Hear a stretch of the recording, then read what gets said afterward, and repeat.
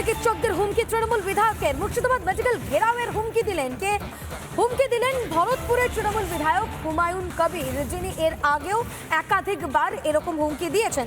বিধায়কের বিরুদ্ধে এফআইআর করায় জুনিয়র চিকিৎসকদের হুমকি দিলেন ফের একবার তৃণমূল বিধায়ক হুমায়ুন কবির। জুনিয়র চিকিৎসকদের হুমকি তৃণমূল বিধায়কের, মুর্শিদাবাদ মেডিকেল ঘেরাওয়ের হুমকি।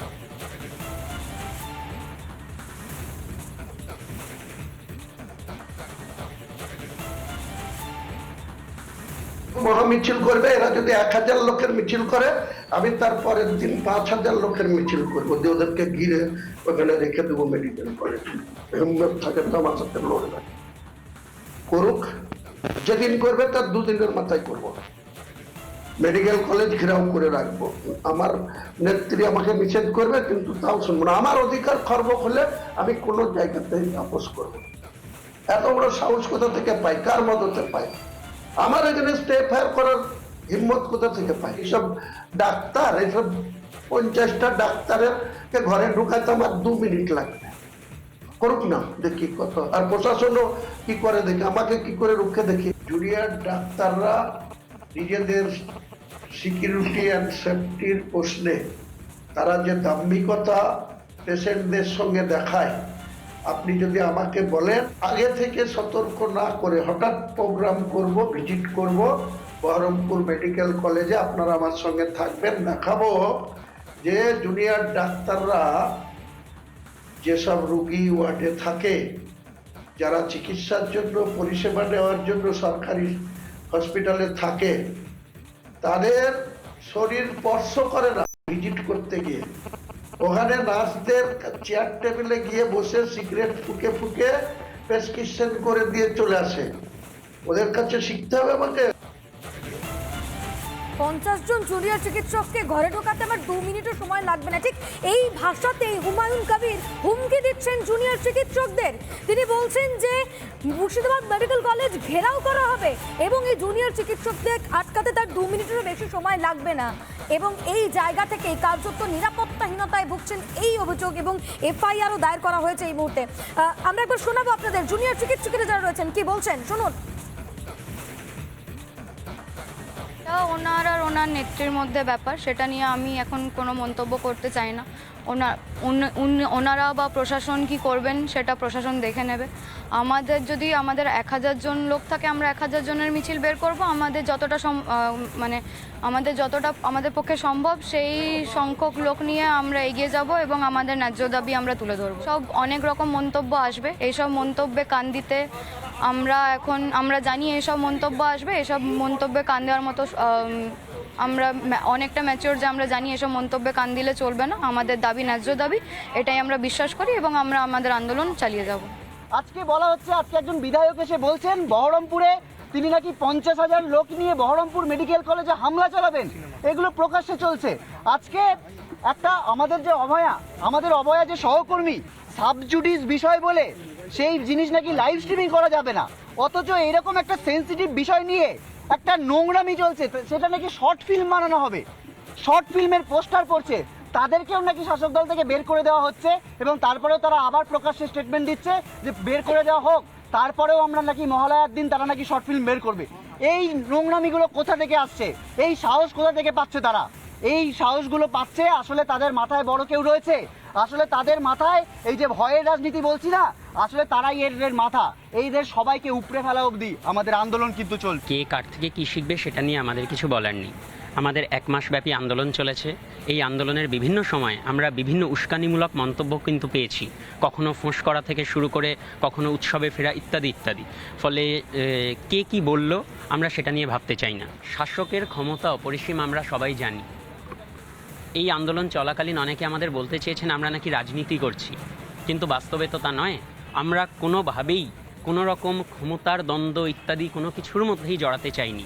আমরা প্রথম থেকেই শুধু এবং শুধুমাত্র নিরাপত্তার দাবিতে আমাদের আন্দোলন চালিয়ে গেছি, যে এই ধরনের বহু মন্তব্য শুধুমাত্র প্ররোচনার জন্য, অবশ্যই তিনি একটি বিশেষ দলের এবং তিনি তার রাজনৈতিক উদ্দেশ্য প্রণোদিতভাবে আন্দোলনকে বিভ্রান্ত করতে চাইছেন, আন্দোলনকারীদের বিভ্রান্ত করে একটা অরাজকতার পরিবেশ সৃষ্টি করতে চাইছেন। কিন্তু আমরা কোনোভাবেই সেই ফাঁদে পা দেব না, আমরা আমাদের আন্দোলন চালিয়ে যাব। এই ব্যাপার নিয়ে কি বলবো, আমাদের যে নিম্নতম যেগুলো চেঞ্জিং রুমের জন্য এগুলো তো দাবি আমরা জানাতেই পারি, নিজেদের সুরক্ষার জন্যও তো আমাদের লড়তে হবে। আমাদের নিজেদের ডিউটির জায়গাতেই যদি আমরা সুরক্ষিত না থাকি আমরা তাহলে কি করব, তো সেটা বলতেই হবে, তাই না? সেই জন্য যদি আমাদের থ্রেট দেওয়া হয়, এটা কি ঠিক বলে কি মনে হয়? একেবারে জুনিয়র চিকিৎসক এবং নার্সদের বক্তব্য আপনারা শুনলেন। তারা বলছেন তাদের ন্যায্য দাবিতে যে আন্দোলন, সেই আন্দোলন চলবে। অন্যদিকে হুমায়ুন কবির তিনি এই প্রথম নয়, এর আগেও একাধিকবার এই ধরনের হুমকিমূলক মন্তব্য বা বক্তব্য রেখেছেন। এর আগে আরজিকর হাসপাতালে জুনিয়র চিকিৎসকেরা যখন প্রতিবাদে নেমেছিলেন, আন্দোলন চালাচ্ছিলেন, তখন তিনি ঠিক কি বলেছিলেন শোনাই আপনাদের। আমাদের ক্ষেত্রে আমি বলছি, ডাক্তাররা যদি এইভাবে অমানবিকভাবে শুধু তিনাদের সিকিউরিটি আর তিনাদের স্বার্থ দেখতে থাকেন, তাহলে আম জনতার স্বার্থ দেখার জন্য আমরাও রাস্তায় নামতে বাধ্য হব। একটা রুগী ভর্তি আছে, তার দুবেলা ভিজিট করা আউটডোর, সেটা কি হচ্ছে? আমরা যখন সেই জায়গায় হাত দেবো তখন ডাক্তাররা কোথায় যায়? আমরা তো চুপচাপ এটা মেনে নেব না। আমি মুর্শিদাবাদ জেলার মানুষের যা পালস বুঝি, মুর্শিদাবাদের মানুষ যখন এটা নিয়ে রাস্তায় নামবে তখন ডাক্তারবাবুরা কি করবেন, তখন ডাক্তারবাবুরা বুঝবেন। তো মরছে, তাহলে ডাক্তাররা সুরক্ষিত থাকবে কেন? পাবলিক যদি আজকে হসপিটালে গিয়ে পরিষেবা না পেয়ে তার জীবন চলে যায়, মৃত্যু হয়, তাহলে সেই জনরসে যদি তারা আক্রান্ত হয় তার দায় নেবে। একের পর এক মন্তব্য হুমায়ুন কবিরের, তবে এই নিয়ে কোনো ব্যবস্থা এখনো পর্যন্ত শাসক দলের তরফ থেকে নেওয়া হয়নি। এই বিষয় নিয়ে একবার আপনাদের শোনাই বিজেপি রাজ্য সভাপতি সুকান্ত মজুমদার, তিনি ঠিক কি বলেছেন শুনুন।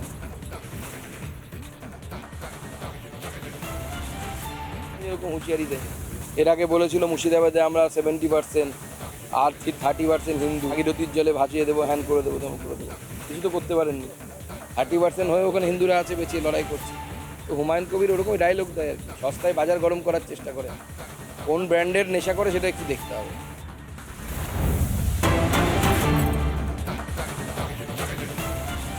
হুমায়ুন কবিরের বিরুদ্ধে এবার সুপ্রিম কোর্টে অভিযোগ, প্রধান বিচারপতির কাছে অভিযোগ জানিয়েছেন রাজ্য আইএমএর যুগ্ম সম্পাদক রঞ্জন ভট্টাচার্য। গতকাল জুনিয়র চিকিৎসকদের ফের হুমকি দিয়েছেন হুমায়ুন কবির এবং নিরাপত্তাহীনতার কথা জানিয়ে অভিযোগ জানিয়েছেন রঞ্জন ভট্টাচার্য।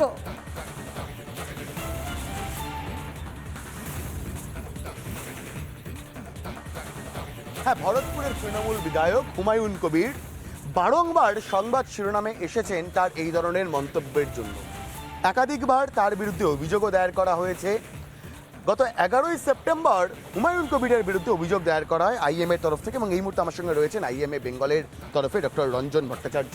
রঞ্জনবাবু, আপনারা 11ই সেপ্টেম্বর একটা এফআইআর দায়ের করেছিলেন, কেন এফআইআর দায়ের করেছেন? 11ই সেপ্টেম্বর হুমায়ুন কবির ভরতপুরের বিধায়ক, তিনি বলেছিলেন যে জুনিয়র ডাক্তাররা যারা কর্মরত অবস্থায় রয়েছেন তারা যদি অবিলম্বে কাজে না ফেলেন তাহলে তাদের বিরুদ্ধে উপযুক্ত শাস্তি নেওয়া হবে। এর পরিপ্রেক্ষিতে 12ই September Indian medical association Baharampur শাখার পক্ষ থেকে আমি আইএমএ বেঙ্গলের যুগ্ম সম্পাদক হিসেবে আমরা জেলা শাসক এবং সুপারিনটেন্ডেন্ট অফ পুলিশকে একটা ডেপুটেশন দিই এবং এর যে প্রামাণ্য তথ্য দিই এবং বলি যে এর বিরুদ্ধে উপযুক্ত আইনানুগ ব্যবস্থা নিতে এবং আমাদের কমপ্লেনটাকে এফআইআর হিসেবে লঞ্চ করা হোক, এবং সেটা এফআইআর হিসেবে লঞ্চ করা হয়। এবং এই যে এই এফআইআর হিসেবে লঞ্চ করা হলো, তারপর অনেকগুলো দিন পেরিয়ে গেছে, এখনো অবধি পুলিশের তরফ থেকে বা প্রশাসনের তরফ থেকে সামান্যতম কোনো পদক্ষেপ দেখেছেন? 12ই সেপ্টেম্বর আমরা যখন ডেপুটেশনটা দিই তখন আমাদের মৌখিক আশ্বাস দেন সুপারিনটেন্ডেন্ট অফ পুলিশ যে আমরা সূর্যাস্তের আগেই উপযুক্ত ব্যবস্থা নেব। তারপর যখন যোগাযোগ করা হয় উনি বলেন যে একজন বিধায়ককে গ্রেপ্তার করতে গেলে বা জামিন অযোগ্য যে ধারাগুলো রয়েছে 351, 353 ধারা, সেইগুলো করতে গেলে ওনাকে নাকি বিধানসভার স্পিকারের অনুমতি নিতে হয়। তাই এর পরিপ্রেক্ষিতে আমরা অপেক্ষা করেছিলাম। তা 12ই সেপ্টেম্বর থেকে 28শে সেপ্টেম্বর পর্যন্ত কোনো উচ্চবাচ্য নেই। 28শে সেপ্টেম্বর উনি হঠাৎ করে একটা সংবাদ মাধ্যমে সাক্ষাৎকার দেন এবং সেখানে এতদিন তো আমরা জানি যে আমরা চিকিৎসা করি সাধারণত অ্যামক্সিসিলিন বা প্যারাসিটামল দিয়ে, কালকে হুমকিসিলিন আর আমাদের থ্রেট সিটামল এটা আমরা হজম করলাম। তা 29 তারিখে আজকে এই বক্তব্যের পরিপ্রেক্ষিতে আমরা আইএমএ বেঙ্গলের যুগ্ম সম্পাদক হিসেবে আমি মেল করেছি chief justice of the supreme court of India এবং তার সাথে কপি দিয়েছি আমাদের মাননীয় মুখ্যমন্ত্রী তথা স্বাস্থ্যমন্ত্রীকে এবং তার সাথে কপি দিয়েছি হচ্ছে chief secretary of the government of West Bengal. এছাড়া অন্যান্য যারা যারা কপি দেওয়া সেই জায়গাগুলোতে, যেমন আমরা আইএমএর হেডকোয়ার্টারে আইএমএ বেঙ্গল স্টেট ব্রাঞ্চের সেক্রেটারিকে, protect the warrior, joint platform of doctors এবং West Bengal junior doctors front প্রত্যেককে এর প্রতিলিপি দিয়েছি এবং আমরা আগামীকাল যে সুপ্রিম কোর্টের হিয়ারিং আছে সেটা এর উল্লেখ করব।